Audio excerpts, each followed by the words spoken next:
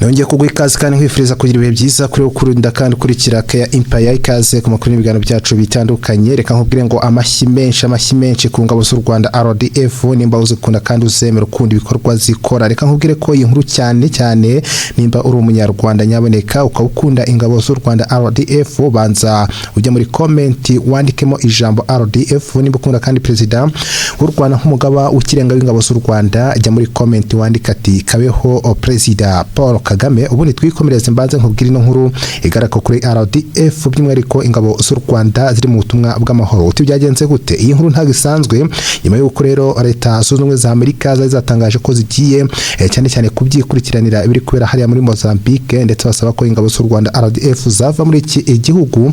Noneho reka nkubwire ngo ibintu byahinduye isura, ariko nimba ukunda RDF nyaboneka ugakunda inzego z'umutekano banza unyandikire muri comment urwego rw'umutekano ukunda mu Rwanda, yaba ari ingabo z'u Rwanda RDF, yaba ari Rwanda National Police, yaba ari by'umwihariko RCS, yaba kandi ari DASO cyangwa se n'abandi bose zibarinda umutekano. N'uruhe rwego wemera jya muri comment ubanze wandikemo, hanyuma banze nkubwire ino nkuru nziza itashye i Rwanda mu ngabo z'u Rwanda RDF. Ni inkuru ivuga ko u Rwanda rutakivanye ingabo zarwo ikabo Odeligado. Uti byagenze gute rero? Minisitiri w'Ububanyi n'Amahanga ndetse n'Ubutwererane Ambasaderi Olivier Jean Patrick Nduhungirehe akaba amaze gutangaza ko u Rwanda rutakivanye mu ntara ya Cabo Delgado muri Mozambique ingabo rwoherejeyo mu butumwa bwo kurwanya iterabwoba bijyanye no kuba ikibazo cyariho cyo gutera inkunga ibikorwa bya ziriya ngabo cyaramaze gukemuka.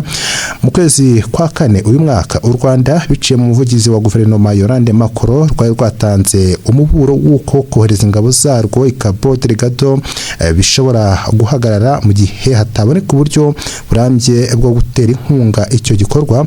Byari nyuma y'amakuru yavugaga ko umuryango umwe bw'Uburayi ushobora guhagarika Burundi inkunga wageneraga ibikorwa bya Rwanda Defense Forces RDF muri Mozambique. Makuru rero ubwo yasubizaga ku nkuru zari zatangajwe n'ibinyamakuru Le Monde ndetse na The Wall Street Journal kwihagarara ry'inkunga ya European Union n'umuryango w'ibihugu by'Uburayi, yashimangiye ko u Rwanda rufite umurongo uhamye w'uko ubutumwa bw'i Cabo Delgado budashobora gukomeza igihe kirekire hatabayeho gusaranganya inshingano mu buryo bungana. Akaba yaravuze ko kuva ingabo z'u Rwanda zatangira koherezwa muri Mozambique mu mwaka wa 2021 u Rwanda ari rwo rwatanze igice kinini cy'amafaranga akoreshwa muri buriya butumwa bwatangiye bisabwe na guverinoma ya Mozambique mu rwego rwo guhangana n'imitwe yitera ubwoba ifitanye isano na Islamic State. Ati u Rwanda rero ntirwasabye kandi ntiruzasaba iyindi nkunga iturutse muri European Peace Facility. Icyo ni ikibazo kigomba gukemurwa na Mozambique. Kohereza ingabo z'u Rwanda bisaba uburyo burambye bwo kubona inkunga kandi ni inshingano z'igihugu cyakiriye izo ngabo n'abafatanyabikorwa bacyo, by'umwihariko abafite ishoramari rikomeye muri Cabo Delgado kugira ngo iyo nkunga iboneke nk'uko byahoze bikorwa.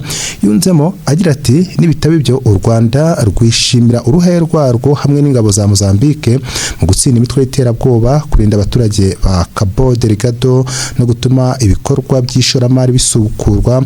Mbere yaho mu kwezi kwa gatatu Minisitiri Olivier Nduhungirehe ubwo yakomozaga ku bihano leta zunze za Amerika zari zafatiye ingabo z'u Rwanda mu mbabarire, ari nabyo byabaye intandaro yo kugira ngo European Union itekereze guhagarika inkunga. Yavuze ko u Rwanda rutashoye za miliyoni z'amaero muri Mozambique ndetse rukanahatakariza bamwe mu basirikare barwo kugira ngo abasirikare bacu b'intwari bibazweho basigwe icyasha, banengwe, bashinjwe cyangwa se bahabwe ibihano n'ibihugu n'ubundi byungukira mu butabazi bwacu muri Mozambique. Yongeye mu magambo yagira ati twiteguye kuva muri Mozambique niba akazi kacu n'ibyo tumaze kugeraho bidahawe agaciro bikwiriye. Umukuru wa diplomasi mu butumwa yatangaje ku munsi w'ejo kwa kabiri yavuze ko ikibazo cy'inkunga cyashoboraga gutuma u Rwanda ruvana ingabo muri Mozambique cyamaze gukemuka. Ati rero twari twavuze ko ingabo tuzazikurayo nihataboneka funding inkunga nyine. Ubu ikibazo n'iki gihari. Abajijwe abajijwe niba Mozambique ariyo yemeye gutanga iyo nkunga, Minisitiri w'Ububanyi n'Amahanga Olivier Jean Patrick Nduhungirehe yirinze kugira amakuru arambuye atanga. Icyakora mu butumwa yanditse ku rubuga rwe rwa X yavuze ko muri uyu mwaka u Rwanda rwafashe icyemezo cyo gusubira ku shingiro ry'ubufatanye rukorana gusa na guverinoma ya Mozambique yamaze kubona kandi izakomeza kubona inkunga ikenewe yo gufasha ingabo z'u Rwanda ziri muri Cabo Delgado. Yunzemo agira ati muri urwo rwego rero ubufatanye hagati ya za guverinoma zombi bwagenze neza kandi uzakomeza muri uwo murongo kuko ibikorwa by'ingabo z'u Rwanda muri Cabo Delgado bishimwa cyane n'igihugu cya Mozambique gifatwa nk'inshuti n'umuvandimwe.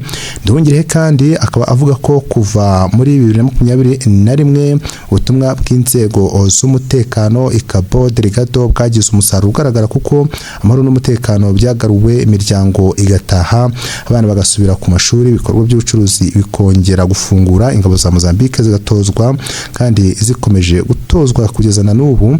Rero akavuga kandi ko n'amasosiyete y'abanyaburayi n'abanyamerika yongeye gukora neza ibikorwa by'ishoramari bifite agaciro ka miliyari 50 z'amadolari y'Amerika mu bijyanye na gaze mu rwego rwo gukomeza gufatanya n'izi ngabo z'u Rwanda RDF hano i Cabo Delgado. Ni amakuru menshi rero yagiye atambuka nyuma y'uko by'umwihariko u Rwanda rwari rwabwiwe ko rutazongera guterwa inkunga binyuze cyane cyane hanini mu bikorwa by'ingabo z'u Rwanda ziri hariya i Cabo Delgado zikomeje kugira gute, zikomeje gucunga umutekano. Ariko kandi mu gihe ibi bikomeje nuko ba ofisiye bakuru muri RDF z'inzego bo bakomeje kwitabira amahugurwa kuri politike y'imiyoborere y'ingabo kugira ngo RDF ikomeze ihame mu ngamba. Nk'uko amakuru atugiraho abivuga nuko ba ofisiye bakuru bo mu ngabo z'u Rwanda n'izindi nzego z'umutekano ndetse n'abakozi baturutse muri Minisiteri y'Ububanyi n'Amahanga bitabiriye amahugurwa kuri politiki y'imiyoborere y'ingabo. Amahugurwa yabereye mu ishuri rya gisirikare riherereye mu karere ka Musanze kuva tariki ya 18, amahugurwa akazageza ku itariki ya 19 Gicurasi 2026. Mu gutangiza ku mugaragaro ayo mahugurwa mu izina ry'umugaba mukuru w'ingabo z'u Rwanda, umuyobozi w'ishuri rikuru rya gisirikare Brigadier General Andrew Nyamvumba akavuga ko iyo gahunda igamije kongerera abitabiriye ubushobozi bwo gutekereza ku rwego rwo hejuru, ubusesenguzi no gufata ibyemezo bijyanye n'imiyoborere y'ingabo haba ku rwego rw'igihugu no ku rwego rw'akarere. Aya ni amahugurwa rero abaye ku nshuro ya kabiri muri gahunda nshya y'amasomo yateguwe n'ishuri rikuru rya gisirikare ku bufatanye n'ikigo cy'umuryango w'abibumbye gishinzwe amahugurwa ndetse n'ubushakashatsi aricyo cyafashije nyine gutegura aya amahugurwa.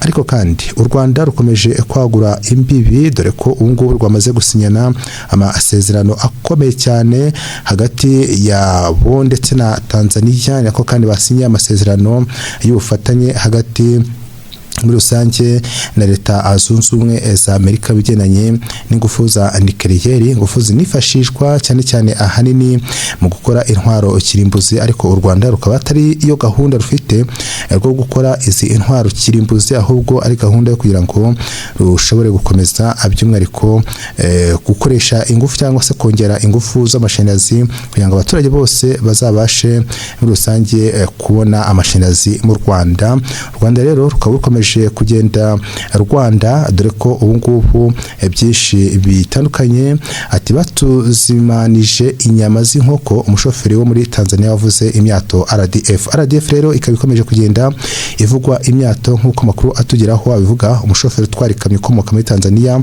akaba akomeje gushima ingabo z'u Rwanda RDF avuga ko zagaragaje ubunyamwuga, urugwiro n'ubufasha bwihuse ubwo yari yagiriye ikibazo cy'imodoka mu ishyamba rya Nyungwe mu ijoro. Uyu mushoferi witwa Musomi mu kiganiro yagiranye n'igitangazamakuru yavuze ko u Rwanda ari igihugu gifite umutekano udasanzwe ku buryo imodoka ishobora kugupfira ho mu muhanda ukayisigaho iri maze ukagaruka ugasanga nta cyangiritse cyangwa ngo hagire ikiyibwaho. Akavuga ko ubwo yari avuye Bukavu muri Repubulika ya Demokarasi ya Kongo aho yari yajyanye umuzigo, imodoka ye yapfiriye rwagati mu ishyamba rya Nyungwe ari kumwe na mugenzi we kandi byari nijoro. Twari turimo gutekereza icyo icyo tugiye gukora, tubona abasirikare baraje, mu by'ukuri twagize ubwoba dutekereza ko ibintu bigiye kuba bibi kurushaho. Baraje barambwira bati manuka ngwino, namanutse mfite ubwoba ariko bansuhuza mu giswahili batangira kutubaza ikibazo twari twagize. Yavuze ko rero abo basirikare bamubwiye kudahangayika, bamwe bakagenda hagasigara abandi babiri baganiriye nabo kugira ngo bumve neza ikibazo bari bagize. Akomeza avuga ko nyuma y'igihe gitoya rero abasirikare bamusabye kujyana nabo, ariko akibaza niba bakwiye gusiga imodoka aho yari yapfiriye. Ati nababaje nti turagenda dusiga imodoka yonyine? Baransubiza bati nta kibazo, imodoka nta kiba. Uyu mushoferi rero yavuze ko yajyanywe aho abo basirikare bacumbikaga bakamwakirana urugwiro, ndetse we na mugenzi we bari kumwe bakabaha izimano. Ati batwakire neza, batuzimaniye inyama z'inkoko tumaze kurya, baratubwira bati murare hano muzagenda ejo.